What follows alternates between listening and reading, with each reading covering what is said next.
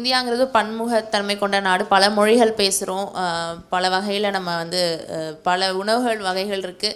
So India is a subcontinent in it செல்ஃப்னு சொல்லுவாங்க.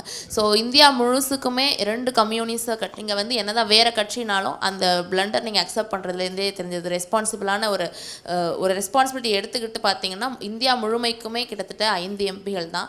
அதுலேயும் 4 எம்பிகள் வந்து திமுக கூட்டணியிலேருந்து தான் ஜெயிச்சாங்கன்ற விமர்சனத்தை நீங்கள் எப்படி பார்க்க? நிச்சயமாக தேர்தல் சீர்திருத்தம் வேணும்னு நாங்கள் கேட்டுக்கொள்கிறோம். எங்களால் இந்தியா முழுவதும் தனித்தே 1 கோடி வாக்குகளை பெற முடியும். 10 லட்சம் பேருக்கு ஒருத்தர்னாக்கா நாங்கள் 10 பேர் போயிடுவோம். தேர்தல் சிஸ்டம் எப்படி இருக்கு?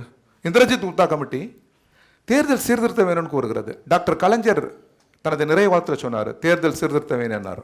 ஏன்? இதில் வந்து நல்ல கட்சிகள் அதனுடைய பிரதிநிதிகள் வர முடியாமல் போயிடும். இன்னைக்கு தேர்தல் எப்படி இருக்கு? பொதுவாக பாருங்கள் எப்படி தேர்தல் இருக்கு.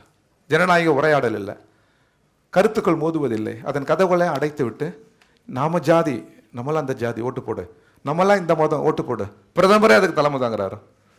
அந்த உணர்வு மெல்லிய உணர்வு தூண்டுறாரு. சட்டப்படி இவையெல்லாம் குற்றம். இந்த 1000 ரூபாய் வச்சுக்கோ, 2000 வச்சுக்கோ, நீக்கமர. இந்த முறைகள் ஏதும் இல்லாமல் அவரவர் சிந்தித்து அவரவர் உரையாடல் செய்து தன்னியல்பில் சீர்திருத்துக்கிற அந்த காலம் வருகிற போது நாங்கள் வெல்வோம். அந்த காலம் எழணும். அந்த காலம் எப்போ எழும்? இப்போ இருக்கிறவங்கெல்லாம் கிரிக்கிட்டாங்க. இதில் நல்ல சித்திரம் வரைய முடியாது.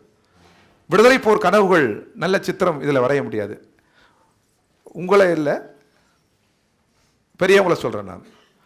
உங்கள் தலைமுறையை நான் சொல்ல, இதன் மீது எனக்கு முழு நம்பிக்கை உண்டு. அனைவருமே கிறுக்கப்பட்ட தாள், ஜாதியால், மதத்தால், ஆணாதிக்கத்தால், சுரண்டலால், மேலாதிக்கத்தால், ஜாதி மதங்களால் கிறுக்கப்பட்ட தாளில் நல்ல சித்திரம் வரைய முடியாது. கிறுக்கப்படாத தாள் நீங்கள் தான். எனவே நல்ல சித்திரத்தை நீங்கள் தான் வழங்கி அடுத்த தலைமுறைக்கு தர வேண்டும்.